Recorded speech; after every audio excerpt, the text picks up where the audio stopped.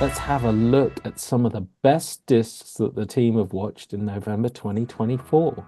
But before we start, here's a message from our sponsor, Hisense. If you're looking to upgrade your home entertainment, Hisense's mini LED TVs are a game changer, offering incredible brightness, deeper blacks, and stunning contrast. Plus, the Hisense 65 and 55-inch U7N TVs just bagged a Which Best Buy award. With Black Friday pricing, there's never been a better time to choose smarter and experience premium features at an amazing value. Check out Hisense's mini LED range and more at hisense.co.uk.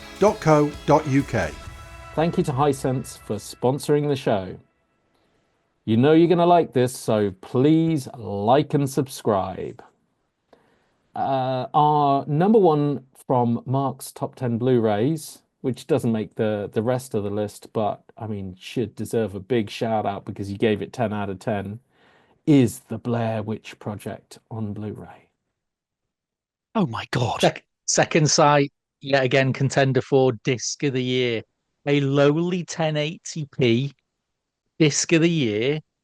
What dark arts is this? Well, frankly, you come to this for three reasons. So the first is the completely restored picture. Now, I know what you're all thinking. Wasn't this only SD video? Ooh, what's that going to look like here? Well, what they actually do is they include three cuts of the film. First cut is the 24 frames per second cut you've always seen. The next two are fully restored at 1080 60i. So it's high frame rate. And it's only when you see the video inserts in this in high frame rate and then go back to the 24 FPS version that you realize how god awful the version we've only ever seen has always been. It's an absolute revelation. I mean, there's still 16mm footage in there. It's still SD high 8 video, but now it looks like it never has before. It looks stupendous. That's the first reason. The second reason is the monumental 2.5 hour documentary on here that is one of the best making of documentaries I have ever seen. And I'm including all the likes of Dangerous Days, all the likes of those on the Alien quadrilogy, you name it. It's an absolute belter. All five of the key creatives, directors, production designer, basically the five guys who birthed this, take you through its very inception, what it was early doors. Originally, just before it was due to premiere at Sundance, it was a very different film. It was a much more traditional documentary. The found footage was spliced into more traditional wraparound stuff. And it was only at the last minute did they make the decision to put all that stuff out and present it as just the found footage stuff. But of course, all that stuff that they cut out then became the amazing viral marketing that they then launched on their website back in 1999. You see it all, and it's just, oh, it's absolutely amazing. Worth the price of admission alone. But then, of course, you wrap it around the third reason, which is Second Sight's absolutely immaculate packaging, the 180-page book, hardbound book that looks like something you would be very proud to have on your coffee table. I tell you, it's an absolutely sumptuous package and one of my discs of the year without a shadow of a doubt. Very nice. God, and still 1080p. Still rocking the Blu-ray, man. In fact, it's not even 1080p, is it? It's bloody SD for half of it. Well, yeah, it's amazing. Very nice. It was a tough list this week, so I'm gonna skip quickly through the first five because I think there are a few that only egged in because we wanted 10, but I don't think anyone's gonna jump up and down on Arrow's Arrow's 4K release of the third Body Snatchers version, fourth Body Snatchers version, The Invasion. Nicole Kidman, Daniel Craig, 5 out of 10 from Mark. Less said, the better. Yeah. Scarface 1932, 4K from Criterion, 6 out of 10 from Psy. Classic film, not so classic release. No. Elvira, Acquired Taste, 4K. Yeah. That's another Arrow job. Well, yeah, the images sell themselves. Absolutely. There's only two reasons to watch this, and they're on that picture. 7 out of 10 for there. And Twilight of the Warriors walled in, which you did get an 8 out of 10. I think you had some fun with that. Yeah, yeah. But yeah, it's all right. The set's pretty good, but it's not a massive leap from the Blu-ray. It's only just a 1080. It's SD, so SDR. I mean, so it's okay. Yes, yes, it's tough. Um, the second half of our recommendations have a lot more juicy titles in there. I looked at Trainspotting. It's been a bit of a controversial release. I don't know whether it's just the cover art that just set it up to fail, but there's been a lot of criticism over the colors used. It is different. It's not Red Sonja different, but it's yeah, it doesn't look quite right. Still, it looks better than it ever has done before, and it's really hard not emphasizing that fact. I mean, some of the times I had to look at this disc and literally freeze the screen and look at it really closely, and then I'm like, yeah, the clouds aren't quite formed right. But in motion, most of it is pretty damn good, and it's train spotting. I mean, I don't know whether I expected it to ever look absolutely fantastic. I don't think I ever watched it looking fantastic. Still a great ride, and still an all-time classic. Godzilla 1954. That's it, really. That's all you need to say. The absolute daddy of all kaiju films. So, watching it now after we've been inundated in recent, years with the new MonsterVerse and you name it, it's startling to see how much of the template which these films still stick to was birthed right from the get-go in Honda's 1954, birth of the entire kaiju genre. Classic film, absolutely classic film. Criterion's 4K. Yeah, it seems to be the month for it. It's replicating the recent Toho 4K restoration in that it also doesn't include HDR grade. It's resolutely SDR.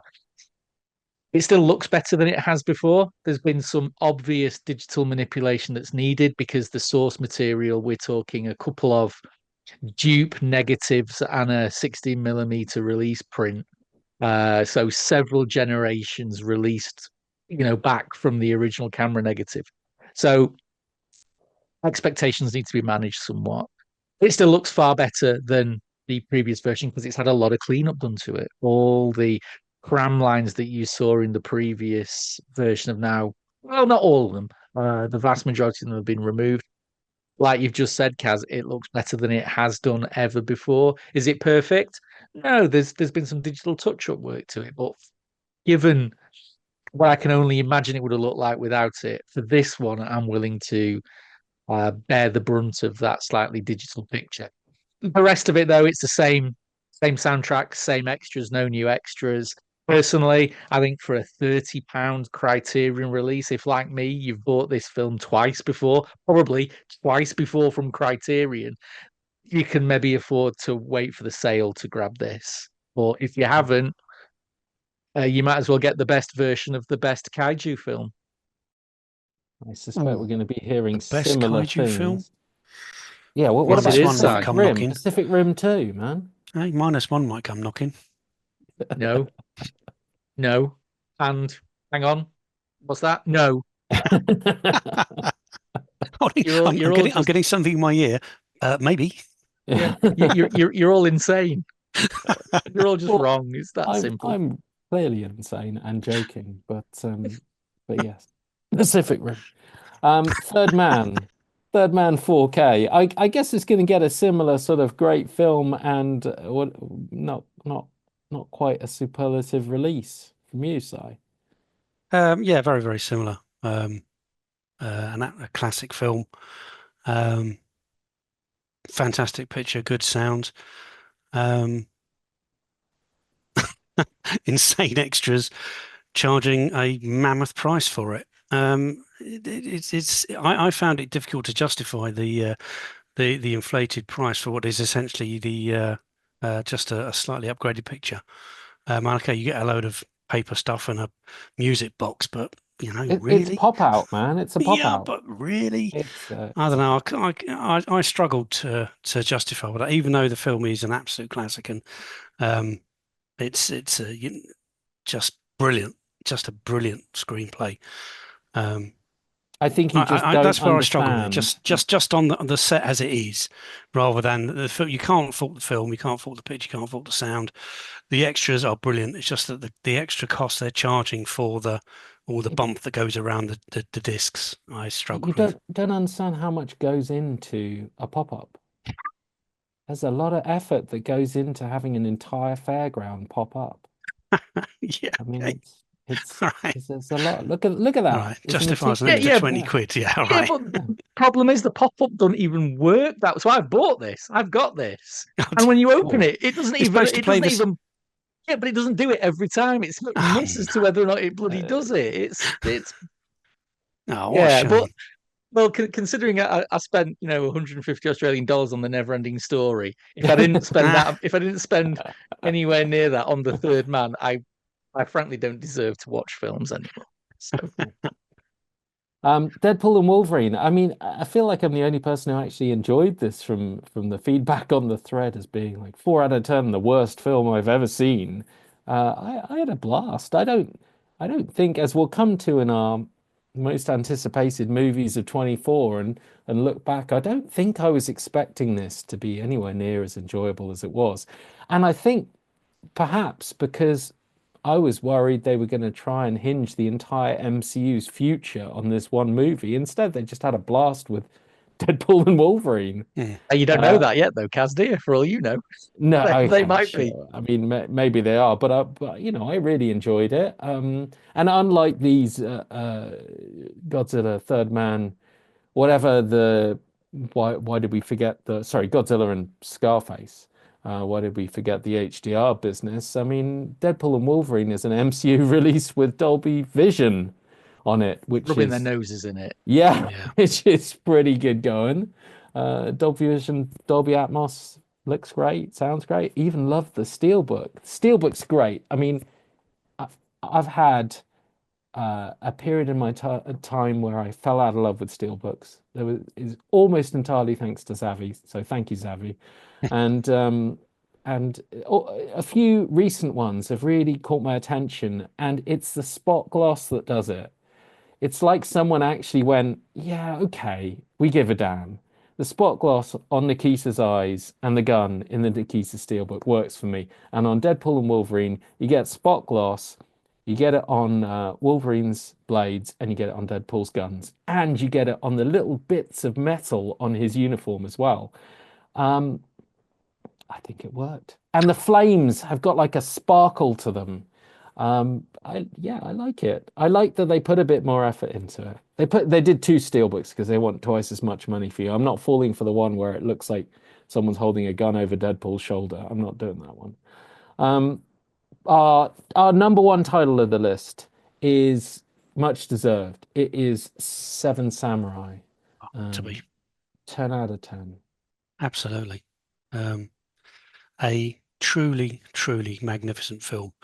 I think I said at the end of the review, cinema probably peaked in 1954 because not only did you have Godzilla. kaiju, I just said not only did you have Godzilla, but you had this quite possibly the greatest film ever made. And this is a set to die for. Absolutely brilliant. And if this picture can look this good for a film from 1954,